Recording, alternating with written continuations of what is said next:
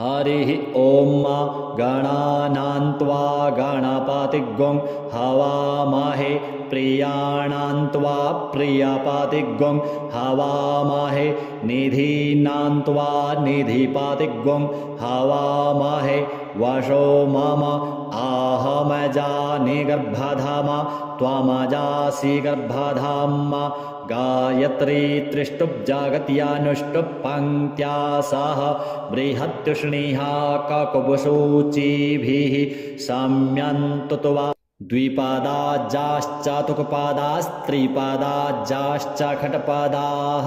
विछन्दाजाश्च षच्छन्दाः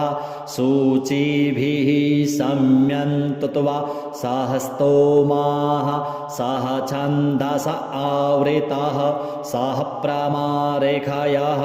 सप्तदैव्याः पूर्वेखां पन्था मनोदृश्यधीरा अन्वालेभिरे रथ्यो नरस्मिन्न जज्जाग्रतो दूरमुदैति दैवन् तदुषुप्तस्य तथैवैति दूरङ्गमं ज्योतिखां ज्योतिरे कन्तन्मे मनः शिवसङ्कल्पमस्तु जेन कर्माण्यपसो मनीखिणो यज्ञे कृणवन्ति विदथे क्षुधीराः जदपूर्वं जक्षमन्तः प्रजानां तन्मे मनः शिवसङ्कल्पमस्तु यत्प्रज्ञानमुत चेतो धृतिश्च ज्योतिरन्तरामृतं प्रजासु यस्मान्नरिते किञ्चन कर्म क्रियते तन्मे मनः शिवसङ्कल्पमस्तु जेनेदं भूतं भुवनं भविष्यत्परिगृहीतममृतेन सर्वं जेन यज्ञस्तायते सप्तहोता तन्मे मनः शिवसङ्कल्पमस्तु यस्मिन् ऋचः सामजजुङ्गुंखि यस्मिन् प्रतिष्ठिता रथना भाविवाराः यस्मिंश्चित्तगुं सर्वमोतं प्रजानां तन्मे मनः शिवसङ्कल्पमस्तु सुखारथिरस्वानिव जन्मनुख्यान्ने नीयते भीषुभिर्वाजिन इव हृत्प्रतिष्ठं जदजिरैर्जविष्ठन् तन्मे मनः शिवसङ्कल्पमस्तु हरिः ॐ सहस्रशीरेखा पुरुषः सहस्राक्षः सहस्रपात सभूमिग्गुं सर्वतस्पृत्वात्यतिष्ठद्दशाङ्गुलं पुरुष एवेदग्गुं सर्वं यद्भूतं यच्च भाव्यम्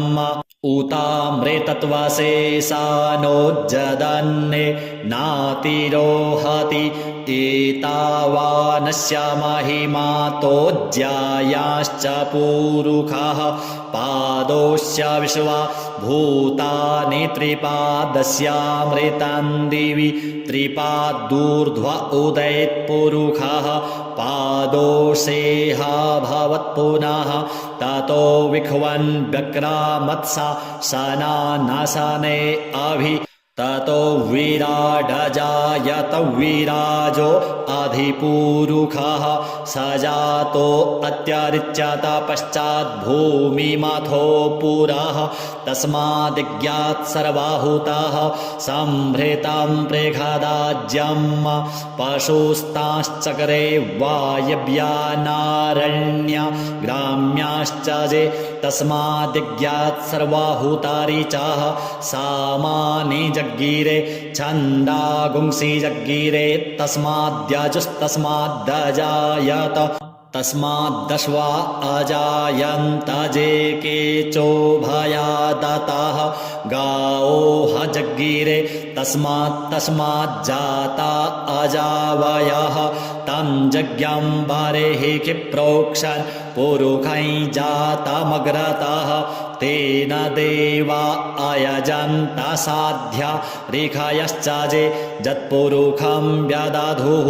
कतिधाभ्यकल्पयन् मुखं किमस्यासीत् किं बाहु किमुरुपादा उच्येते ब्राह्मणोऽस्य मुखमासीत् बाहु राजन्यः कृतः ऊरु तदस्य जद्वैश्यः पद्भ्यागुंशूद्रो अजायत चन्द्रमा मनसो जातश्चक्षोः सूर्यो अजायत श्रोत्राद्वायुश्च प्राणश्च मुखादग्निरजायत नाभ्या आसीदन्तरिक्षगुं शीर्ष्णोर्द्योः समवर्तत पद्भ्यां भूमिर्दिशः श्रोत्रात् तथा लोकान् अकल्पयन् जत्पुरुषेण हविखा देवा जज्ञमतन्वत वसन्तोऽस्यासीद्दाज्यङ्ग्रीक्ष्म इदमः शरद्धविः सप्तास्यासन् परिधयस्त्रिः सप्तसमिधः कृताः देवा जज्ञन्तन्वाना अवध्नन् पुरुखं पशुं जज्ञेन जज्ञामयजन्त देवास्तानि धर्माणि प्रथमान्या सन्न ते हनाकं महिमानः सचन्त जत्र पूर्वे साध्याः सन्ति देवाः अद्भ्यः सम्भृतः पृथिव्यैरसाच्च विश्वकर्मणः समवर्तताग्रे तस्य त्वष्टा विदधद्रूपमेति तन्मर्त्यस्य देवत्वमाजानमग्रे वेदाहमेतं पुरुखं महान्तमादित्यवर्णं तमसः परस्तात् तमेव विदित्वाति मृत्युमेति नान्यः पन्था विद्यते यनाय प्रजापतिश्चरति गर्भे अन्तर्जायमानो बहुधा विजायते तस्य योनिं परिपश्यन्ति धीरास्तस्मिन् हतस्त्रिभुवनानि विश्वा जो देवेभ्य आतपतिजो देवानां पुरोहितः पूर्वो जो देवेभ्यो जातो नमो रुचाय ब्रह्मणे रुचं ब्रह्मै जनयन्तो देवा अग्रे तदब्रुवन्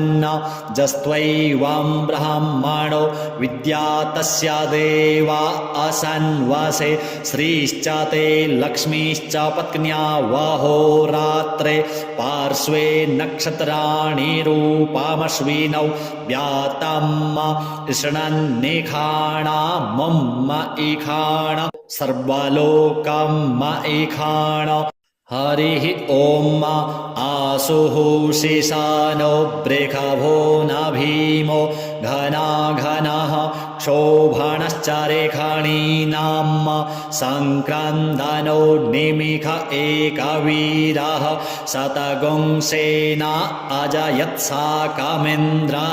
सङ्क्रन्दनेन निमिषेण जिष्णुना जुत्कारेण दुश्चवनेन धृष्णुना तदिन्द्रेण जायत तत्साधुवं जोधो नर इखुहस्तेन विष्णा स इखुहस्तैः स निखङ्गर्भिवसी सग्गुं स्रष्टा स युध इन्द्रो गणेन सग्गुं सृष्टा जस्सोमपाबाहु सर्धुग्रधन्वा प्रतिहिता भीरस्ता बृहस्पते परिदीया रथेन रक्षो हामित्रान् अपबाधमानः प्रभञ्जनत्सेनाः प्रमीणोज्जुधा जयन्नस्माक्कामेध्यावीता रथानां बलविज्ञायस्थवीरः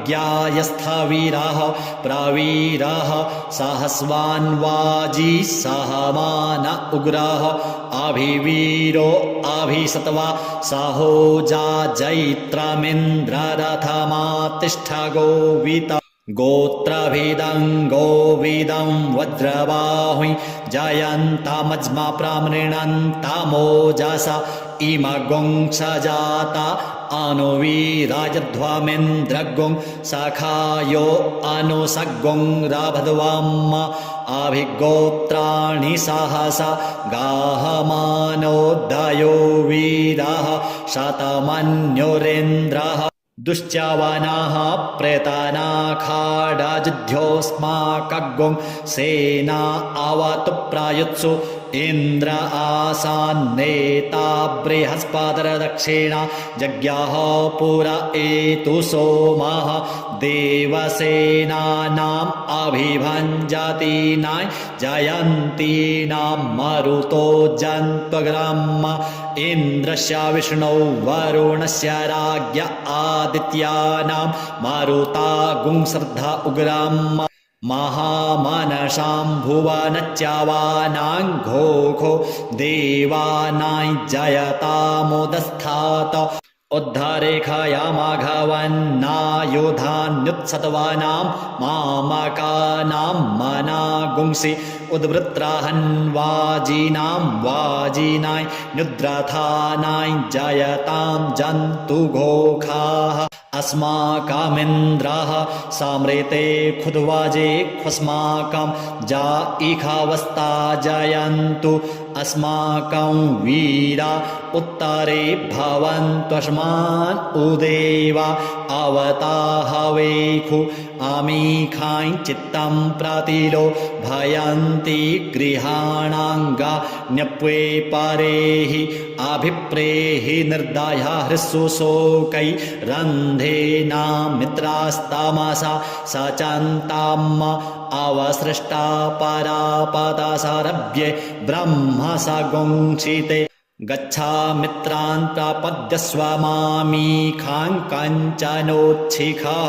प्रेता जयता नर इन्द्रो वः सर्मा गच्छतु उग्रावः सन्तु बाहवो न धृख्या जथा सथ अशौजासेना मरुतः परेखामभ्यैति न ओजसा स्पर्धमाना ताङ्गुहततमसा पव्रते न जथामि अन्यो अन्यन्न जानन्न जत्र बाणाः सम्पतन्ति कुमारा विशिखा इव तन्न इन्द्रो बृहस्पतिरदितिः सर्मा गच्छतु विश्वाः सर्मा गच्छतु मर्माणि ते वर्मणाच्छादय मिसोमस्त्वा राजामृतेनानुवस्ताम् उरोर्वरीयो वरुणस्ते कृणोतु जयन्तन्त्वानुदेव मदन्तु हरिः ॐ मा बिभ्राट् बृहत्पिबतु सौम्यं मध्वा युर्दोधद्याज्ञोपता वाविहृतं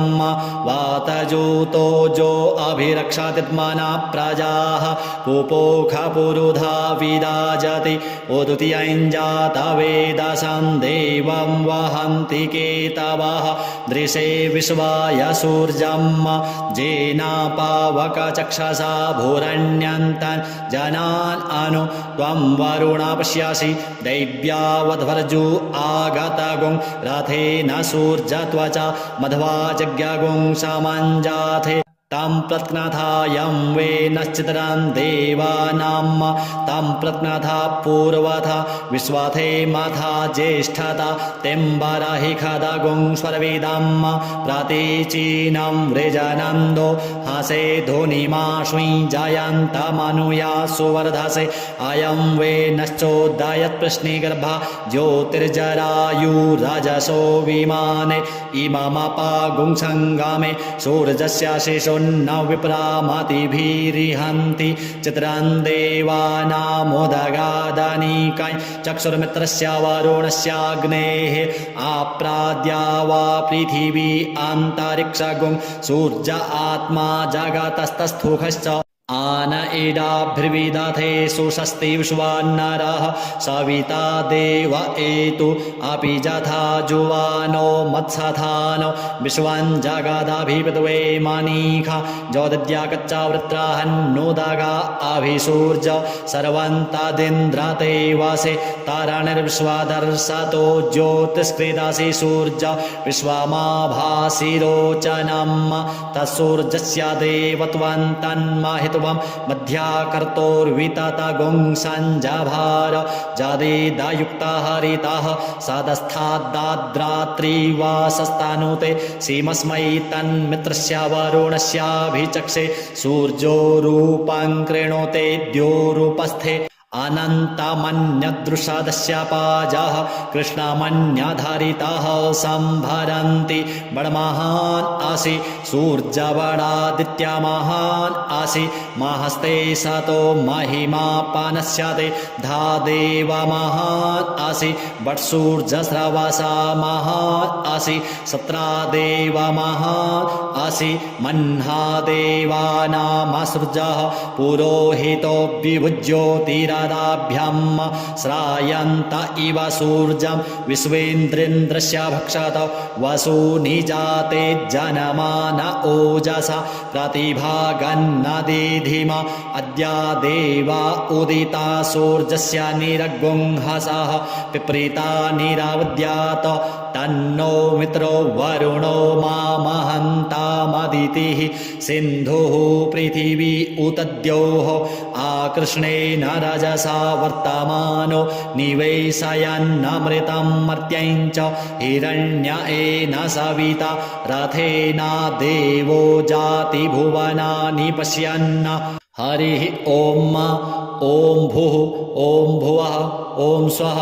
ॐ नमस्ते रुद्रमन्यव उतो तैखवे नमः बाहुभ्याम् उत ते नमः जाते रुद्रशिवा तनूरघोरा पापकाशिनी तया नस्तन्वा सन्तमया गिरिसन्ताभिचाकसीः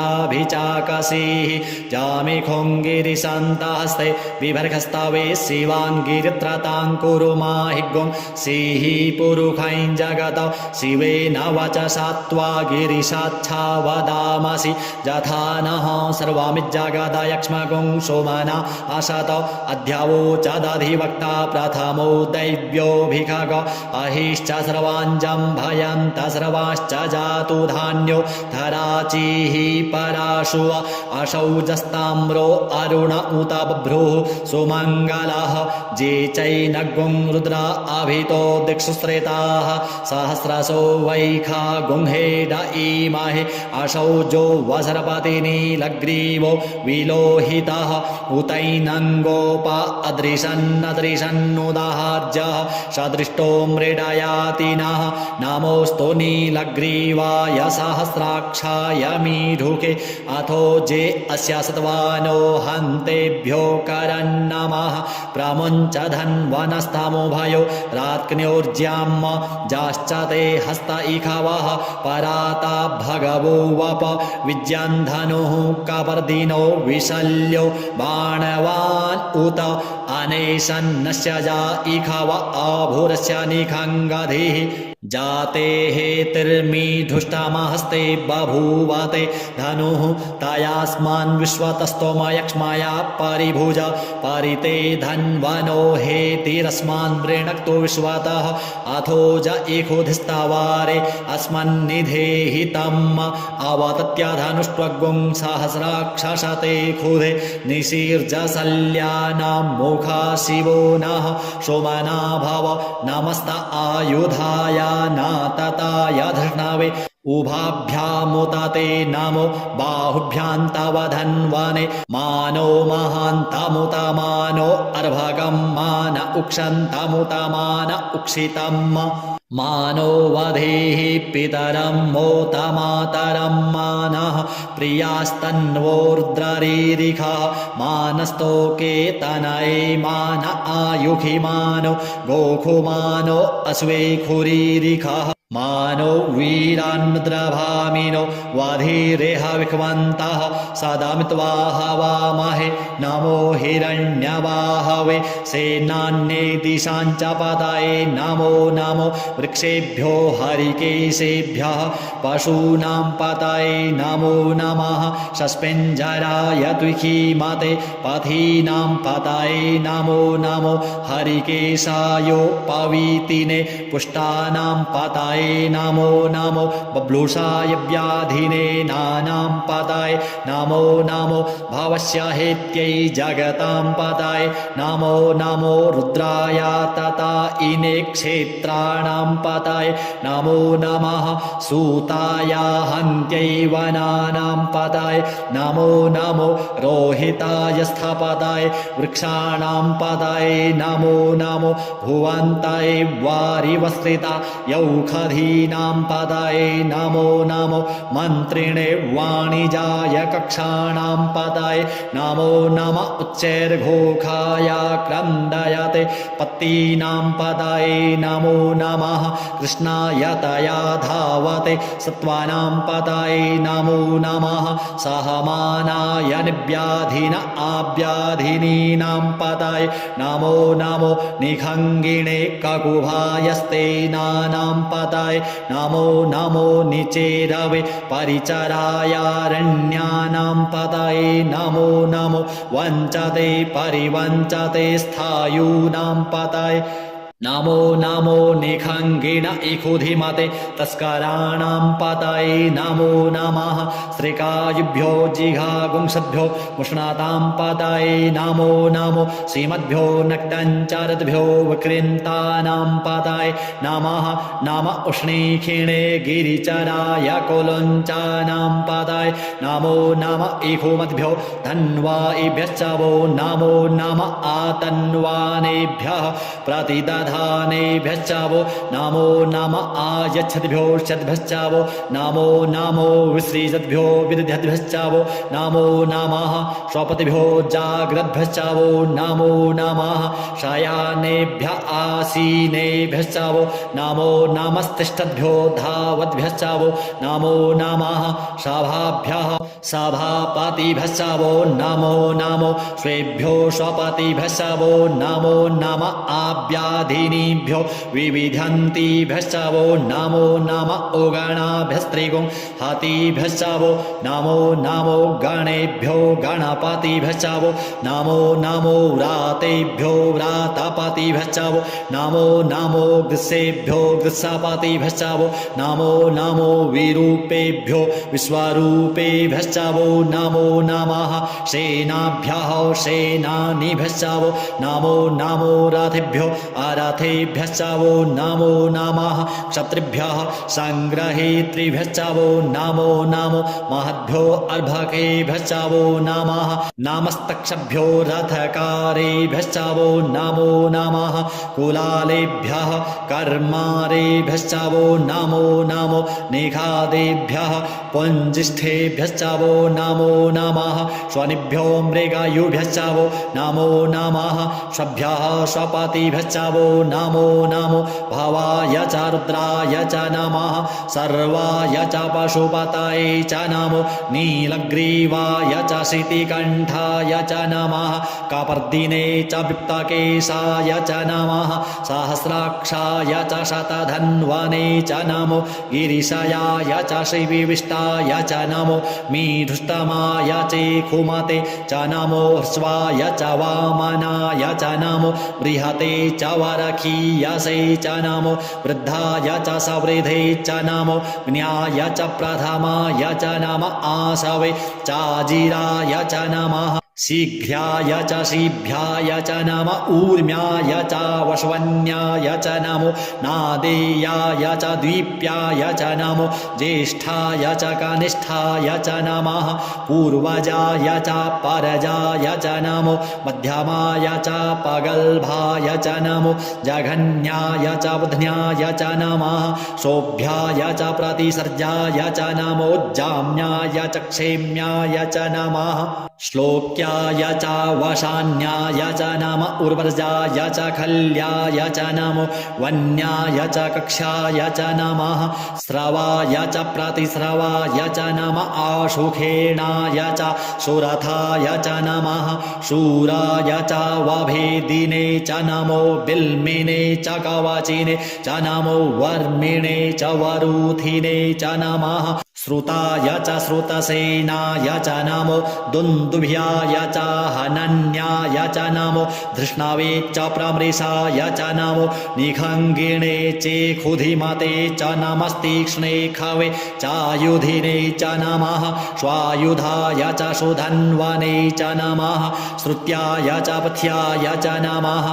काट्याय च नीप्याय च नमः कुल्याय च सरस्याय च नमो नादेयाय च वैशन्ताय च नमः कूप्याय च वट्याय च नमो विदध्र्याय च तप्ताय च नमो मेघ्याय च विरत्याय च नमो वर्ख्याय च वर्ख्याय च नमो वात्याय च रेक्म्याय च नमो वास्तव्याय च वास्तुपाय च नमः सोमाय च रुद्राय च नमस्ताम्राय च रुणाय च नमः शङ्गवे च पशुपतये च नम उग्राय च भीमाय च नमो ग्रीवधाय च दूरे वधाय च नमो हन्त्रे च हनीयसे च नमो वृक्षेभ्यो हरिकेशेभ्यो नमस्ताराय नमः शम्भवाय च मयो भवाय च नमः शङ्कराय च मयस्कराय च नमः शिवाय च शिवतराय च नमः पार्जाय च वार्जाय च नमः प्रतरणाय चोत्तरणाय च नमस्तीर्थ्याय च कुल्याय च नमः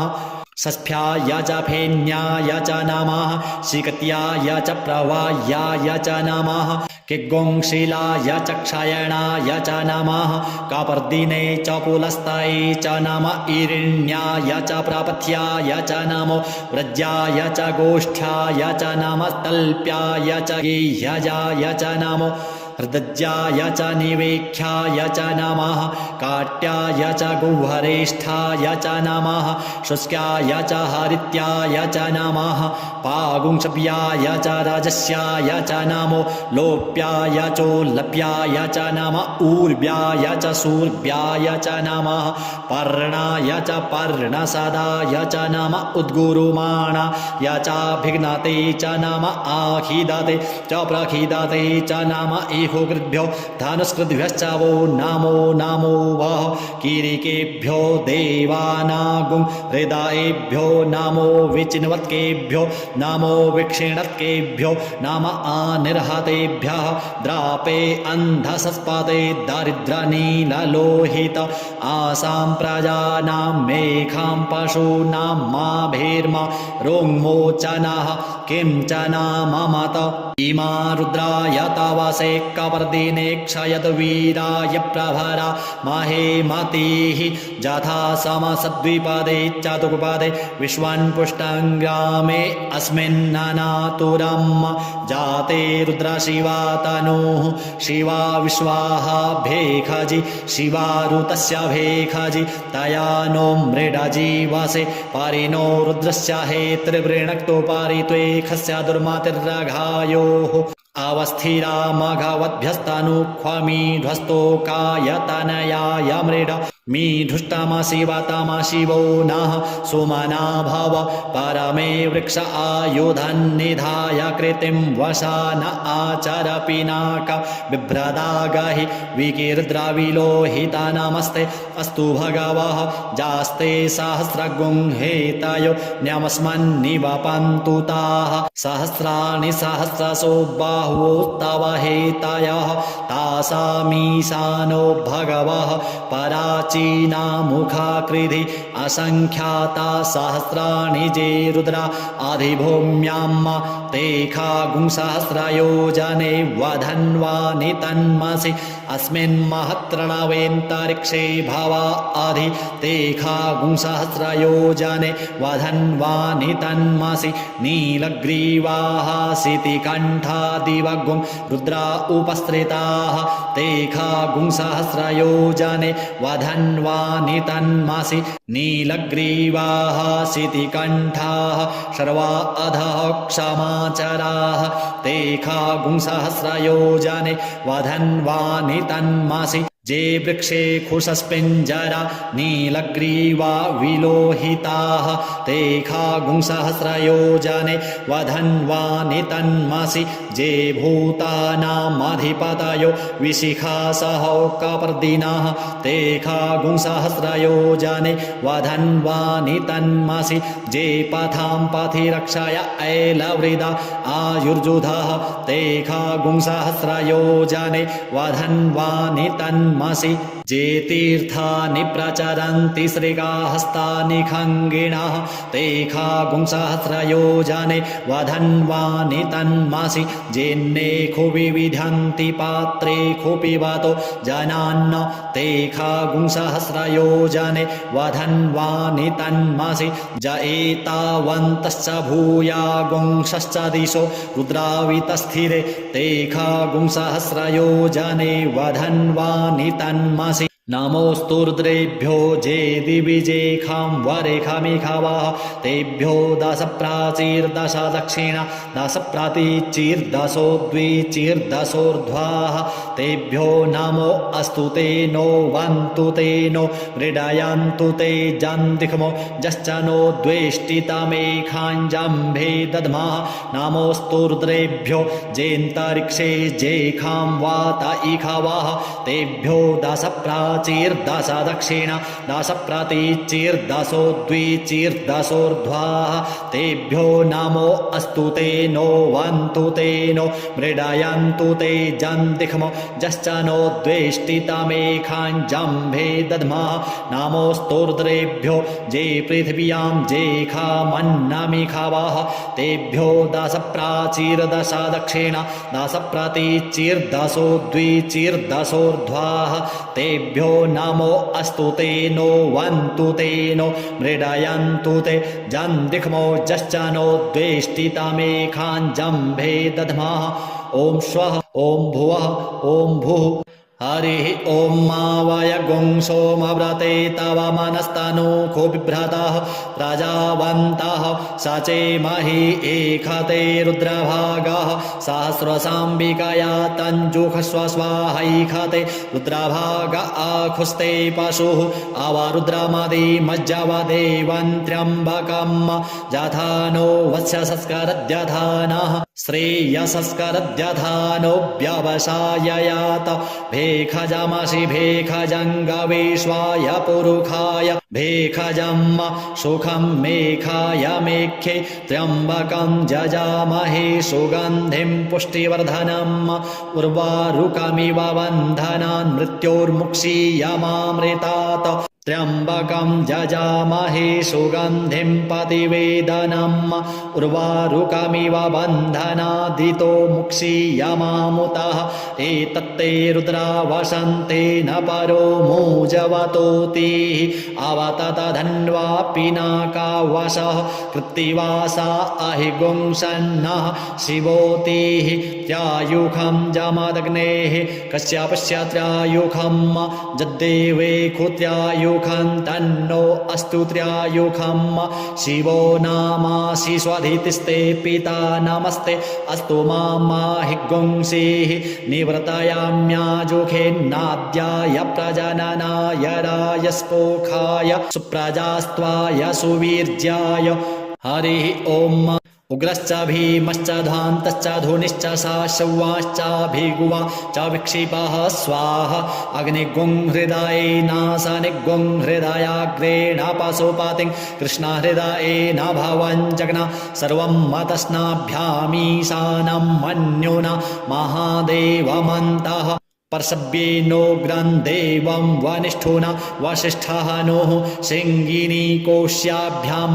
उग्रं लोहितेन मित्रगुं सौव्रत्येन रुद्रं दौर्वृत्येनेन्द्रं प्रक्रीडेन मरुतो बलेन साध्यान् प्रमोदा भावस्य कण्ठगुं रुद्रस्यान्तः पार्श्व्यं महादेवश्च चकृच्छर्वस्य वनिष्ठुः पशुपतेः पुरी तत् लोमभ्यः स्वाहा लोमभ्यः स्वाहा त्वचे स्वाहा त्वचे स्वाहा लोहिताय स्वाहा लोहिताय स्वाहा मेदोभ्यः स्वाहा मेदोभ्यः स्वाहा मागुंसेभ्यः स्वाहा मागुंसेभ्यः स्वाहा स्नावभ्यः स्वाहा स्नावभ्यः स्वाहा स्तभ्यः स्वाहा स्तभ्यः स्वाहा मजभ्यः स्वाहा मजभ्यः स्वाहा रेतसे स्वाहा पायवे स्वाहा आयासाय स्वाहा प्रायासाय स्वाहा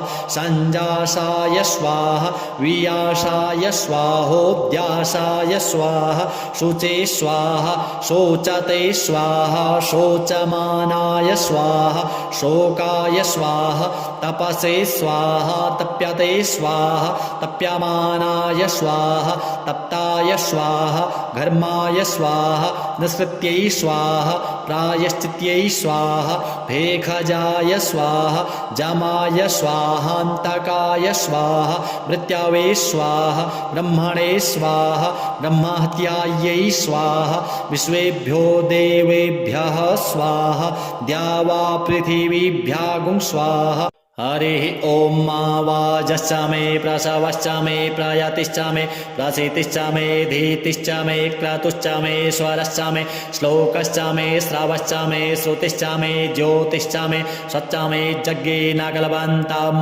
प्राणश्च मे पानश्च मे व्यानश्च मे शुश्च मे चित्तं च म आधीतं च मे वाक् च मे मनश्च मे चक्षुश्च मे श्रोत्रं च मे दक्षश्च मे बलं च मे यज्ञेन कल्पन्तं ओजश्च मे सहश्च म आत्मा च मे तनुश्च मे शर्म च मे वर्म च मे ङानि च मे स्थीनि च मे परोङ्गुंहि च मे शरीराणि च म आयुश्च मे जरा च मे यज्ञेन कल्पन्तं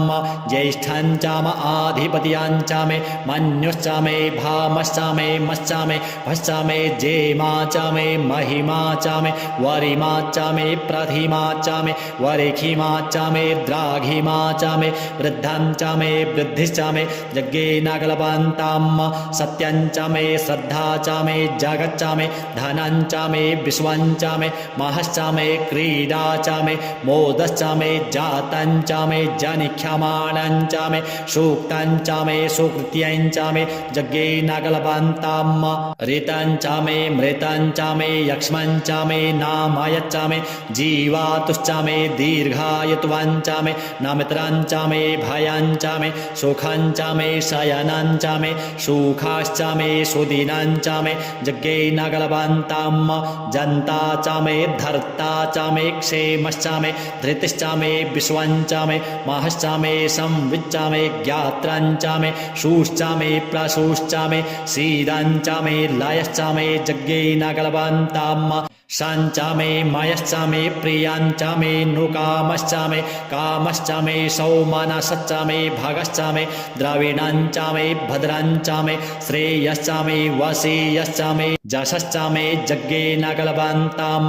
ऊर्क च मे सुनृता च मे पयश्च मे रसश्च मे घृतं च मे मधु च मे सग्धिश्च मे सपीतिश्च मे कृषिश्च मे वृष्टिश्च मे जैत्रं च म औद्भिर्यं च मे यज्ञेन कल्पन्तं रायश्च मे रायश्च मे पुष्टाञ्च मे पुष्टिश्च मे विभुच मे प्रभुच मे पूर्णञ्च मे पूर्णतरञ्च मे कुयवञ्च मे क्षितञ्च मे नञ्च मे शुच्च मे यज्ञेन कल्पन्ताम् वित्तञ्च मे वेद्यञ्च मे भूतञ्च मे भविष्यच्च मे सुगञ्च मे सुपथ्यञ्च मारिद्धञ्च मारिद्धिश्च मे क्लप्तञ्च मे क्लिप्तिश्च मे मतिश्च मे सुमतिश्च मे यज्ञेन कल्पन्ताम् व्रीहय मे जवाश्च मे माखाश्च मे तिलाश्च मे मुद्गाश्च मे खल्वाश्च मे प्रियङ्गवश्च मे नवश्च मे श्यामाकाश्च मे नीवाराश्च मे गोधूमाश्च मे मसूराश्च मे यज्ञेन कल्पन्ताम् अस्माच्च मे मृत्तिका च मे गिरयश्च मे पर्वताश्च मे शिखताश्च मे वनस्पतयश्च मे हिरण्यञ्च मे यश्च मे श्यामञ्च मे लोहञ्च मे शीशञ्च मे त्रपुच मे यज्ञेन कल्पन्ताम् अग्निश्च म आपश्च मे विरुधश्च म ओखदयश्च मे कृष्णपच्याश्च मे कृष्णपच्याश्च मे ग्राम्याश्च मे पशव आरण्याश्च मे वित्तञ्च मे वित्तिश्च मे भूतञ्च मे भूतिश्च मे यज्ञेन कल्पन्ताम् वसुच मे वसतिश्च मे कर्म च मे शक्तिश्च मे अर्थश्च म एमश्च म इत्या च मे गतिश्च मे यज्ञेन कल्पन्ताम् अग्निश्च म इन्द्रश्च मे सोमश्च म इन्द्र मे सविता च म इन्द्रश्च मे सरस्वती च म इन्द्रश्च मे पूखा च म इन्द्रश्च मे बृहस्पतिश्च म इन्द्रश्च मे यज्ञेन कल्पन्ताम् मित्रश्च म इन्द्रश्च मे वरुणश्च म इन्द्रश्च मे धाता च म इन्द्रश्च मे त्वष्टा च म इन्द्रश्च मे मरुतश्च म इन्द्रश्च मे विश्वे च मे देवा इन्द्रश्च मे यज्ञेन कल्पन्ताम् पृथिवी च म इन्द्रश्च मे क्षाञ्च म इन्द्रश्च मे यौश्च म इन्द्रश्च मे समाश्च म इन्द्रश्च मे नक्षत्राणि च म इन्द्रश्च मे दिशश्च म इन्द्रश्च मे यज्ञेन कल्पन्ताम्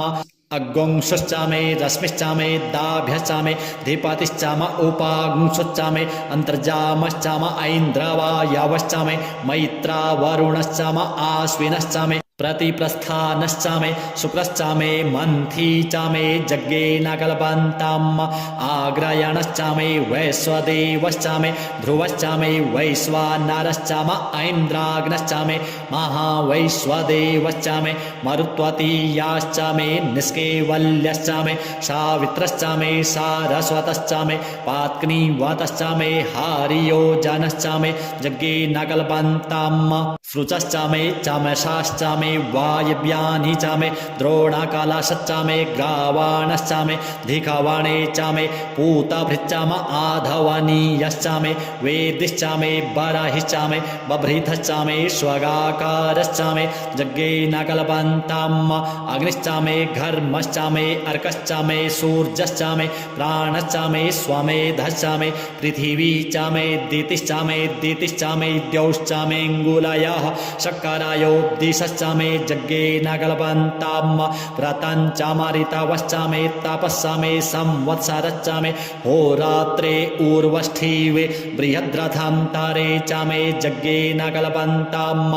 एका च मे त्रिशश्च मे त्रिशश्च मे पञ्च च मे पञ्च च मे सप्त च मे सप्त च मे नव च मे नव च म एकादश च म एकादश च मे त्रयोदश च मे त्रयोदश च मे पञ्चदश च मे पञ्चदश च मे सप्तदश च मे सप्तदश च मे नवदश च मे नवदश च म एकविंशतिश्च एकविंशतिश्च मे त्रयोविंशतिश्च मे त्रयोविंशतिश्च मे पञ्चविंशतिश्च मे पञ्चविंशतिश्च मे सप्तविंशतिश्च मे सप्तविंशतिश्च मे नवविंशतिश्च मे नवविंशतिश्च म एकत्रिंशच्च म एकत्रिंशच्च मे त्रयस्त्रिंशच्च मे यज्ञेन कल्पन्ताम् चतस्रश्च मे ष्टौ च मे ष्टौ च मे द्वादश च मे द्वादश च मे षोडश च मे षोडश च मे विंशतिश्च मे विंशतिश्च मे चतुर्विंशतिश्च मे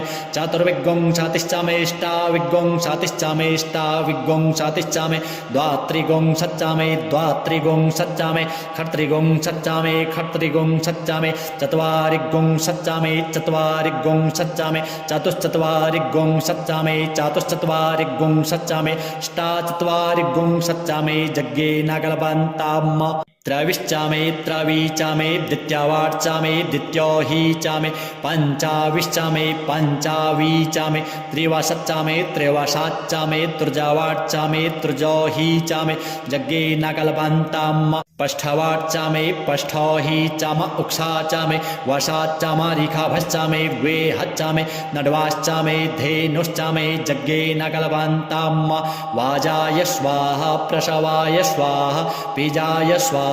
क्रतवे स्वाहा वशवे स्वाहा हर्पताय स्वाहा नेन्मुग्धाय स्वाहा मुग्धाय वैनगुंसिनाय स्वाहा विनगुंसिन आन्त्यायनाय स्वाहान्त्याय भुवनाय स्वाहा भुवनस्य पतये स्वाहा धिपतये स्वाहा प्रजापतये स्वाहा इयन्तेरान्मित्राय जन्तासि जमन ऊर्जयित्वा वृष्ट्ययित्वा प्रजानां त्वाधिपत्याय आयुर्यज्ञे न कल्पतां प्राणो यज्ञे न कल्पतां चक्षुर्यज्ञे न कल्पतां गुंश्रोत्रं यज्ञे न कल्पतां वाग्यज्ञे न कल्पतां मनो यज्ञे न कल्पतां आत्मा यज्ञे न कल्पतां ब्रह्मा यज्ञे न कल्पतां ज्योतिर्यज्ञे न कल्पतां गुंसर्यज्ञे न कल्पतां पृष्ठं यज्ञे न कल्पतां यज्ञो यज्ञे न कल्पताम् स्तोमश्च जाजुश्च ऋक्च साम च बृहच्च रथान्तरञ्च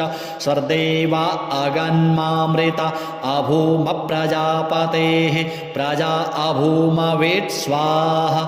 हरिः ॐ मारीचं वाचं प्रपद्ये मनोजजुः प्रपद्ये सामप्राणं प्रपद्ये चक्षुः श्रोत्रं प्रपद्ये वागोजः सहौजो मयि प्राणापानौ जन्मे छिद्रं चक्षुषो हृदयस्य मनसो वाति तृणं बृहस्पतिर्मे तद्दधातु सन्नो भवतु भुवनस्य जस्पतिः भूर्भुवः स्वः तत्सवितुर्वरेण्यं भर्गो देवस्य धीमहि धियो यो नः प्रचोदयात् कयानश्चित्र अभुवदूती सदा वृधः सखा कया सचिष्ठया वृता कस्त्वा सत्यो मदानामग्गुंहिष्ठो मत्सदन्धसः दृढाचिदारुजे वसु अभिखुणः सखीना मविता जरित्रिणाम् शतं भवाश्यूतिभिः कया त्वन्न ऊत्याभिप्रमन्दसे वृखन्न कया स्तोत्रिभ्य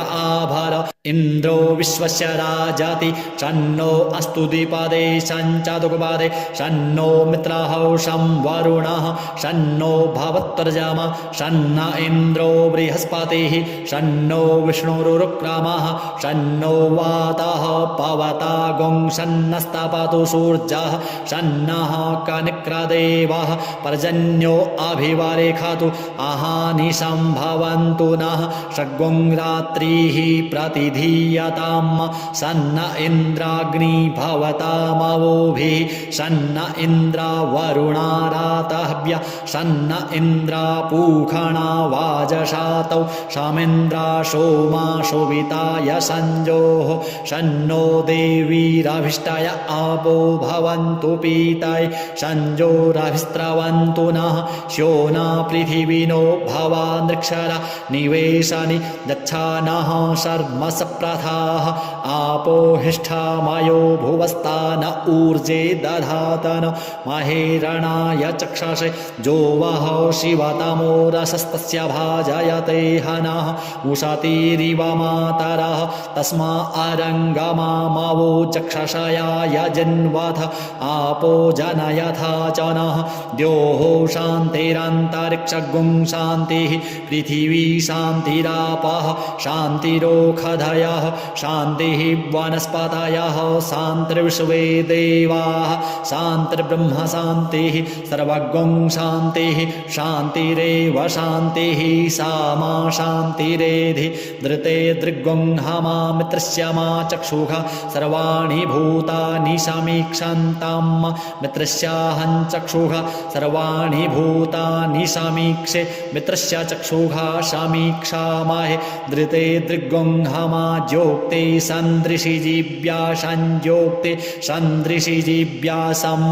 नमस्ते हरसे शोचिहे नमस्ते अस्तृचिहे अन्यास्ते असमत्तपन्तु हेतयः पावको अस्मभ्यगुं शिवो भव नमस्ते अस्तु विद्युते नमस्ते स्तनायतनावे नमस्ते भगवन्नस्तु जातः श्वः शमीहसे जातो यतः शमीहसे ततो नो अभयं कुरु सन्नः कुरु प्रजाभ्यो भयन्नः पशुभ्यः सौमित्रिया न आप ओखधयः सन्तु दुर्मृत्यास्तस्मै सन्तु जोस्मान् द्वेष्टिजं च वयं दिक्मः तच्चक्षुर्देवहितं पुरस्तात् शुक्रामुच्चारत पश्येम शरदः शतं जीवेम शरदः शतगुं शृणुयाम शरदः शतं पब्रवाम शरदः शतमदीनाः स्याम शरदः शतं भूयश्च शरदः शतातो हरिः ॐ स्वस्ति न इन्द्रो वृधस्रवाः स्वस्ति नः पूषा विश्ववेदाः स्वस्ति नस्तार्क्ष्यो अरिष्टनेमिः स्वस्ति नो बृहस्पतिर्दधातु ॐ पयः पृथिव्यां पय ओषधीषु पयो दिव्यान्तरिक्षे पयोधाः पयस्वतीः प्रदिशः सन्तु मह्यम् ॐ विष्णोरराटमसि विष्णोः स्नप्त्रस्थो विष्णोः शूरसि विष्णो ध्रुवोषि वैष्णवमसि विष्णवे त्वा ॐ अग्निर्देवता वातो देवता सूर्यो देवता चन्द्रमा देवता वशवो देवता रुद्रा देवता दित्या देवता मरुतो देवता विश्वे देवा देवता बृहस्पतिर्देवतेन्द्रो देवता वरुणो देवता ॐ सद्यो जातं प्रपद्यामि सद्यो जाताय वै नमो नमः भवे भवे नाति भवे भवस्व मां भवोद्भवाय नमः वामदेवाय नमो ज्येष्ठाय नमः श्रेष्ठाय नमो रुद्राय नमः कालाय नमः कालविकरणाय नमो बलविकरणाय नमो बलाय नमो बलप्रमथनाय नमः सर्वभूतदमनाय नमो मनोन्मनाय नमः अघोरेभ्योऽथ घोरेभ्यो घोरघोरतरेभ्यः सर्वेभ्यः सर्वसर्वेभ्यो नमस्ते अस्तु रुद्ररूपेभ्यः तत्पुरुषाय विद्महे महादेवाय धीमहि तन्नो रुद्रः प्रचोदयात् ईशानः सर्वविद्यानाम् ईश्वरः सर्वभूतानां ब्रह्माधिपतिर्ब्रह्मणोऽधिपतिर्ब्रह्मा शिवो मे अस्तु सदा शिवो ॐ शिवो नामासि स्वधितिस्ते पिता नमस्ते अस्तु माहि गुंसीः निवर्तयाम्याजुखेन्नाद्याय प्रजननाय रायस्पो खाय सुप्रजास्त्वाय सुवीर्याय ॐ विश्वानि देव सवितर्दुरितानि पराशुव जदभद्रान्तन्न आशुव ॐ द्योः शान्तिरन्तरिक्षगुं शान्तिः पृथिवी शान्तिरापः शान्तिरोषधयः शान्तिः वनस्पतयः शान्तिर्विश्वे देवाः शान्तिर्ब्रह्म शान्तिः सर्वगुं शान्तिः शान्तिरेव शान्तिः सामा शान्तिरेधि ॐ सर्वेखां वा एकवेदानागुं रसो जत्साम सर्वेखामे वैनमे तद्वेदानागुं रसेनाभिषिञ्चति ॐ शान्तिः शान्तिः शान्तिः अनेन कृतेन श्री रुद्रीपाठकर्मणा श्री भवानी शंकर महारुद्रः प्रीयतां न मम श्री सांब सदा शिवार्पणमस्तु।